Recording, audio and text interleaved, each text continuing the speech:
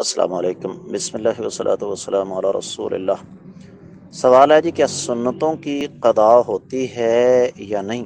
بالکل ہوتی ہے، اور اس کا ثبوت، اس کی دلیل نبی رحمت صلی اللہ علیہ وسلم کی صحیح حدیث ہے۔ آقا علیہ الصلوۃ والسلام نے ایک دفعہ نماز ادا فرمائی ظہر کی، آپ بیٹھ گئے